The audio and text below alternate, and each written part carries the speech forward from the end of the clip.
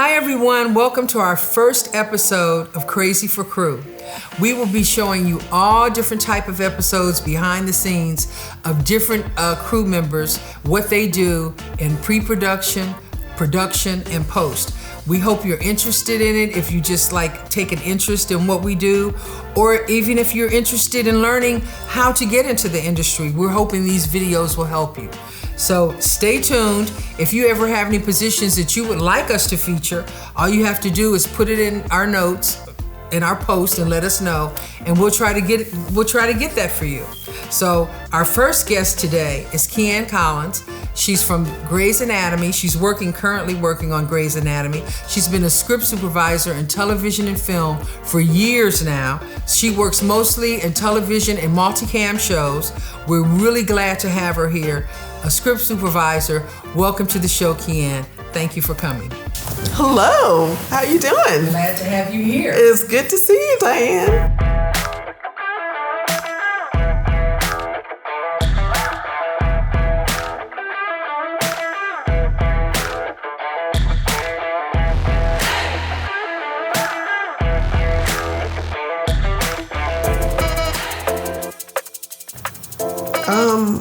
Born in New York. I grew up here in Los Angeles, California. I grew up in the Mount Washington area. Went to Mount Washington Elementary, Eagle Rock High School, Cal State LA. I'm pretty much from LA. California girl. Yeah. And what did you do as an occupation before you got into the film industry? From high school, I knew I wanted to be in the film and television industry. I just never knew what I wanted to do. And even in high school, I took internships. I did internships on the weekends. And, not to date myself, but back then it was just a video camera. And they were teaching us about video cameras and white balancing and, how to shoot video and stuff like that. And that was in high school on Saturdays. Wow. After that, when I was in college, I did internships as well. I at Cal State LA, I think my major was film and television broadcasting. That's what they had available when I went. But in a lot of those places that you go, they don't even teach script supervising. So how did you find out about being a script supervisor? I did not know what I wanted to do. And then when I graduated from college, I had a friend who was a year older than me, Tracy Carness. And she was on this show, this hit show called In Living Color. Ah. And she was Keenan Wayne's assistant. And so talking to her one day, she was like, oh, we need, I'm sure there's some PA jobs. We need PAs. And I followed up. I interviewed. I got the job. And out of college, that was my first real PA job. And I did that for one season and, did some other PA work. But PA's work is great because then you get to look around and see what you might want to do. Yeah. After that, I worked, I got another PA job working on a show. It was called These Friends of Mine. It was Ellen DeGeneres' show. You were PA on that show too? When I first got hired, I was the PA the first season. And then the second season, I was the production secretary working in the office. Mm-hmm. And that season was coming to an end. And I really looked around the office to see what I might want to do. I knew I wanted to be in this industry, but I still didn't know what I wanted to do. Right. So I sat at my desk and I literally made a list of everything that I wanted from a job. I wanted something that I could support myself. I wanted something that I could maybe get into a union. I wanted something that that could take me traveling. I wanted something that I felt like was right in the middle of things, that I felt like I could make a contribution and be where the action was. And I just looked around, and then I was like, I'm gonna try that. So you saw a script supervisor on set, and you literally like went over to her and said, "What do you do?" I saw a script supervisor on set. I talked to her, but I really wasn't able to shadow her or anything like that. So I started looking into classes, and there was someone on our show who said, "Hey, I know this script supervisor, and she's actually on the lot now. She's doing a film. I'll introduce you to her." And I was like, "Okay, great." Somebody in your production office? Someone in my production office, yeah. And so he introduced me to a woman named Dawn Gilliam. It's a script supervisor. And she was on the lot doing... Premier script supervisor. She's a yes. And she was on the lot doing higher learning. Oh, wow. So I met her, and I begged her. Literally, I was like, "Can you teach me? Please, please, please, please." And she agreed. And so I started going to her house every Sunday after church, sat at her kitchen table, and she taught me from square one. From what pencil to use to everything. You've been hired. What is the first thing that you do? First thing I do actually starts before I get to set. And so I will, of course, read the script, break the script down. I'll do, What does break the script down mean? I will write everything out as far as who's in each scene, if it's interior, exterior, if it's day or night. It's really a breakdown of every single scene within that episode.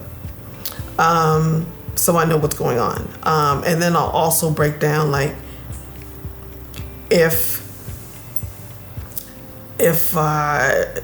something is supposed to happen, like someone gets hit in the face with a pie, and they're gonna have pie on their face for like 3 scenes, or whatever. It's something that's gonna carry through. Continuity to keep it. Yes, so I'm trying to keep the continuity of the show. So if someone breaks their leg or something like that, twists their ankle, and for the next 3 scenes they have bandages on their ankle, and then after that maybe they're on crutches, or so I'll write all of that in my breakdown, so I know that those scenes have to match. What scenes have to match with those. Yeah. So what should happen in each scene when it's not on? Because even though we shoot and even though when people see a show, they see it in order. We don't shoot it out of order. Correct. So that's the purpose of the breakdown. Correct. To make sure that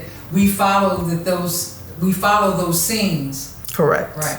Correct. So when you break down the script, do you do this with the directors? Do you do this by yourself? Do you have meetings with anybody on set, or is this just something? It depends on it. It will depend on the episode if I need to meet with anybody. Usually in television, there'll be a production meeting. I may go to the production meeting. We might have a table read with the actors. The actors will read the script. What's the point of a table read? The table read is so you can actually hear the voice of the script. You hear the writers' voices. You hear what the episode is about. You'll hear all the lines. You'll hear to see if the jokes are working. Because then it's an opportunity for the writers to hear it and then be able to make changes if need be, and come up with another script before you actually start shooting. And do you have read-throughs like every episode? Every episode, we usually do a table read. Okay. On most shows that I do. Most of them. Some of them don't. Some of them don't have time. But most shows, we do a table read. When you do a show, we all do production reports as script supervisors. What are the things that go on production reports that you have to keep up with? As a script supervisor, I keep track of the scene count, the page count, the time of the show, how it's running, and the setups, how many setups we do for the day. How many setups you do for a day. And then you make notes. And so, and what are your notes for? Like, you make notes for every scene. What are those for? I time each scene, and I write down which takes are good and bad, and why, and what the director might like about it or doesn't like about it. And I'm really making a roadmap or like a Bible for the editors. And the editor can look at my notes, look at the raw footage, and is able to cut the scene together. And what do you have in your notes that the editor uses? Like, you have the take, what comes with each take that you do? Like, you do, I know you have a scene number and the takes, and what are the editors looking at when they look at that are in your notes that you're keeping track of?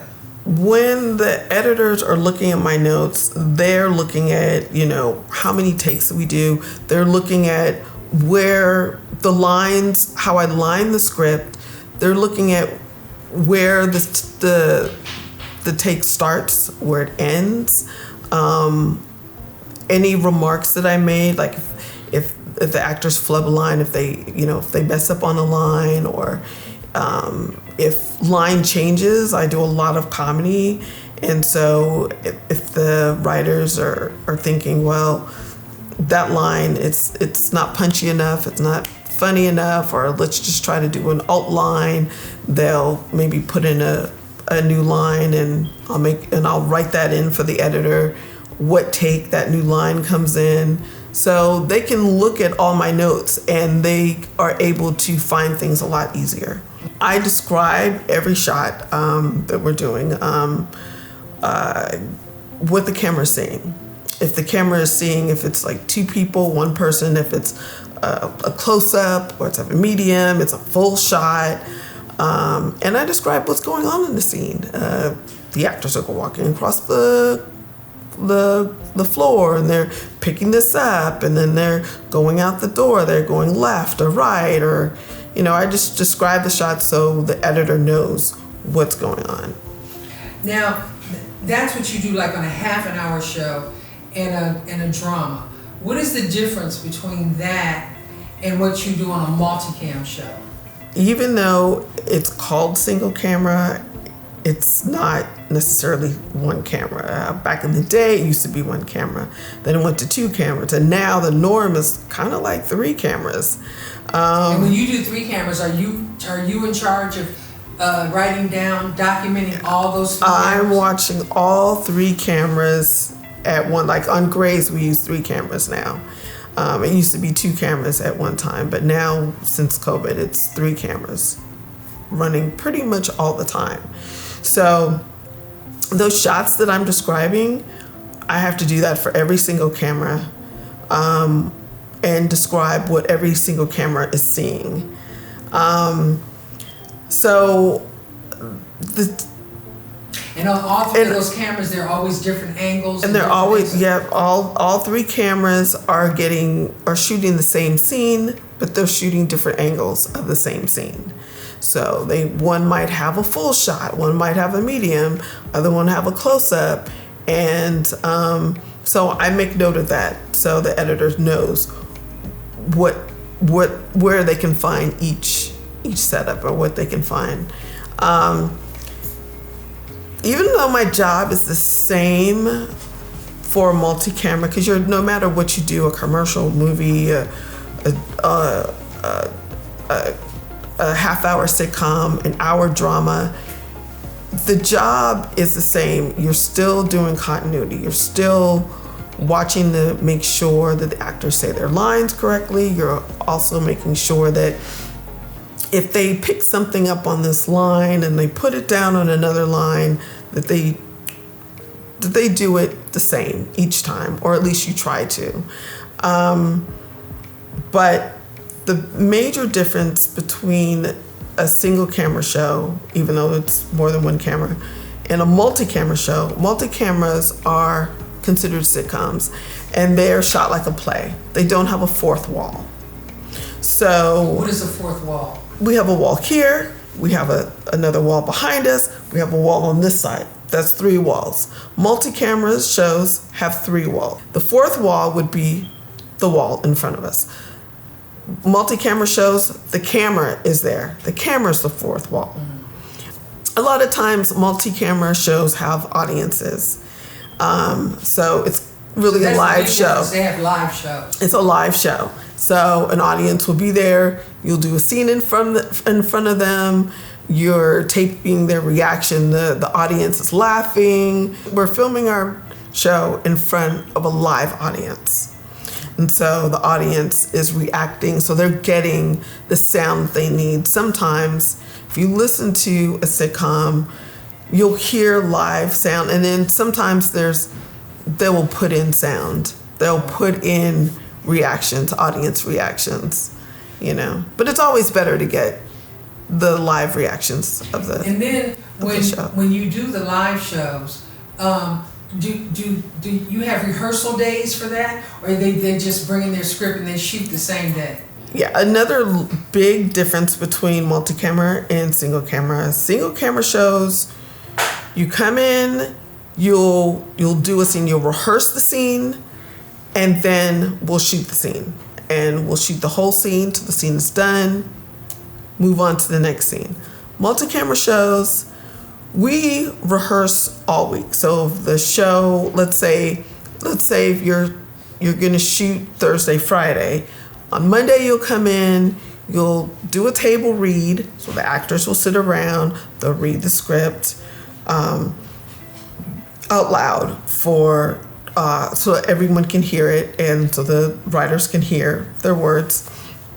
Then the next day, then you'll go into rehearsals. So you'll rehearse on stage.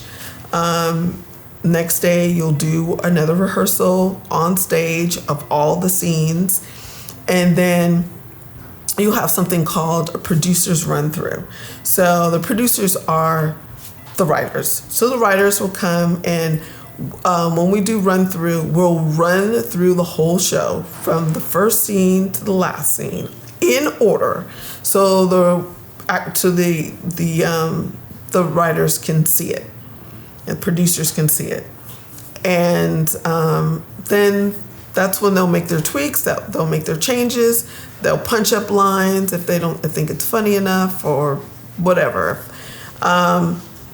If scene's not working, they'll get rid of it, they'll rewrite it. And then the next day, we'll come in, we'll rehearse again, all the scenes with the actors, and then we'll have a network run through. So the network comes in, and we'll rehearse in front of the network. And the network will give their notes, the writers make changes, and then the next day is a shoot day.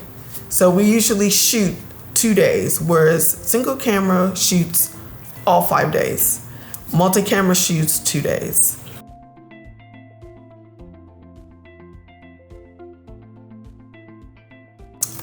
A double up day is Grey's Anatomy. We shoot, I think, 9 days for an episode, sometimes 10, but 9 days.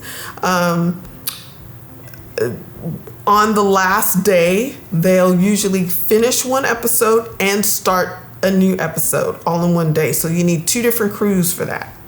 So, and that's what we'll call the double up day, because we're doubling up on the crews. So I do that so the episodes come out so you finish them. So we do that so we can finish an episode on time, or the season on time, because we're with Grey's Anatomy, we might do like 22 episodes. That takes like maybe 8 months, 9 months. You're working 5, sometimes on the weekends, sometimes a 6 day. So to to get it done. So we'll do double up days sometimes in order to make sure the episode is, or the season is done on time. Who are some of the celebrities you work with? Beyonce, Loretta Devine, Richard Roundtree. Wow, you've worked with some pretty heavy hitters. Tia Mallory. It's great to work with all that great talent. What would you suggest that these people do and how to get in the industry? I would suggest, first off, maybe reading a couple books. There's Pat Miller. And to see if this is, sounds like something you really want to get into. I would suggest taking a class. I would get online and look up Dawn Gillian's class because she taught me. So I would have to say I would take her class first. The Art of Continuity. Another thing is you can call the union. There's a lot of other people that teach script supervising. There's also schools, I think, probably UCLA, you can take a class, maybe USC, definitely probably AFI, and see if they have classes. Those are other ways that you can learn how to be a script supervisor. But I would start with calling the union and getting a list of teachers that they know. How does someone get into the union? There are two ways that I know that you can get into the union. I would say there's one way, which is a harder way. Doesn't always happen, but it does happen sometimes. Let's say you're on a non-union show. Let's say it's a movie or something like that. And the budget changes and it becomes union while you're shooting. Then you're automatically eligible to join the union. You just have to get your days, and you can get less days and give all your information to the union and then pay a fee and become union. The other way, which is the harder way, which is the way I became union, is that I did X amount of non-union days. So I had to work on different shows, keep my call sheets, and I had to get recommendations from producers, or you would have to call the union and find out what their requirements are now, because it's been so long since I've done it. But once you get all of this stuff and get all your days that they're requiring, then give them all the information, give them all your paperwork, and they'll look through it and make sure you've done all the requirements. Then you pay your fee and you're in the union. But Local 871 is the union for script supervisors. They're also the union there's a few other departments that are in that union, but it is the union for script supervisors. If somebody wants to be a script supervisor, what are the suggestions that you have that you think make them a good script supervisor? I would say, I think you need to be patient. I think you need to be able to pay attention and be detail oriented. I think that they can keep good notes and keep detailed notes. Good memory. Someone that has, a good memory. Yeah. Someone that, or even if you don't have a good memory, that can write things down and know where to find it, and then be able to come up with the answer when someone answers your question. So organized. Someone who's organized. Someone who's not easily intimidated, because in working with so many different actors and stuff, it can be intimidating. And directors and producers and sometimes, but sometimes you really have to stand your ground. Like, this isn't working. This shot is not going to work. This shot is not going to cut.